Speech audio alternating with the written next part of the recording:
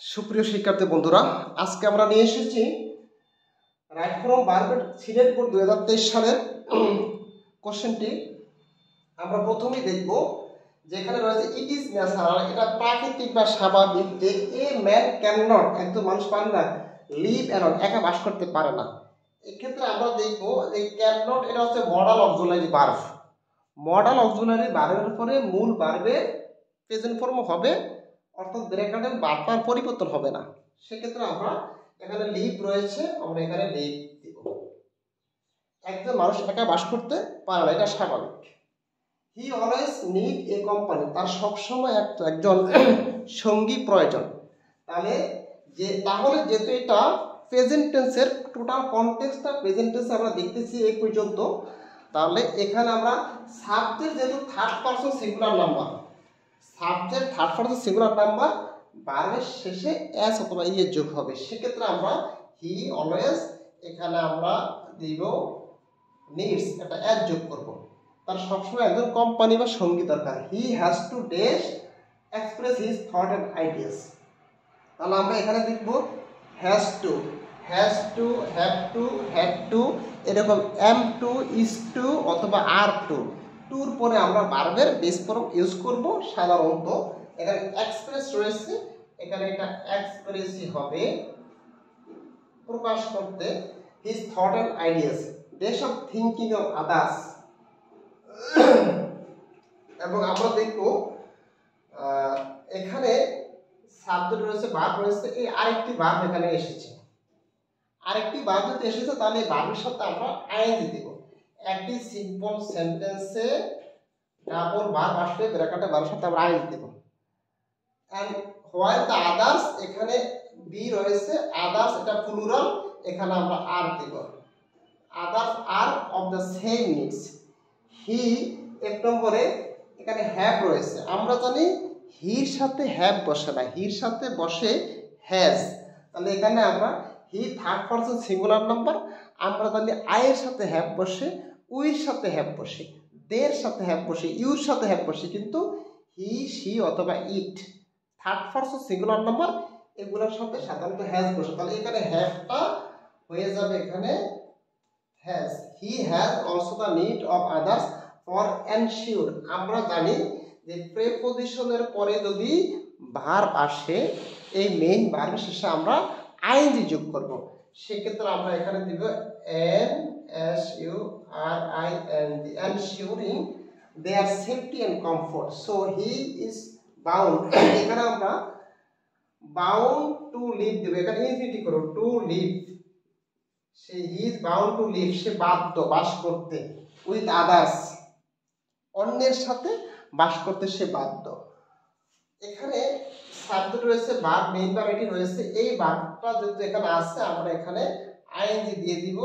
একটি সিম্পল সেন্টেন্সে double verb হলে ব্র্যাকেটের ভার্বের সাথে আমরা আইএনজি যোগ করব।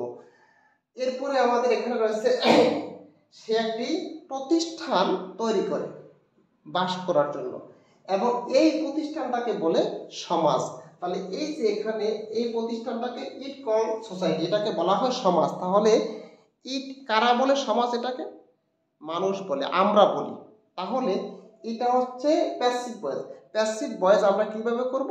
আমরা সাবজেক্টের পর একটা বি বার বসাবো, যেহেতু এটা প্রেজেন্ট টেন্স, ইটের সাথে আমাদের এখানে হবে ইজ, এবং এই কল যে রয়েছে মূল ভার্বের বেস ফর্ম, এটা আমরা এখানে ভার্বের থার্ড ফর্মে করব, মানে পাস্ট পার্টিসিপল ফর্ম আমরা এখানে ইউজ করব। ইজ কল সোসাইটি, এটাকে বলা হয় সমাজ।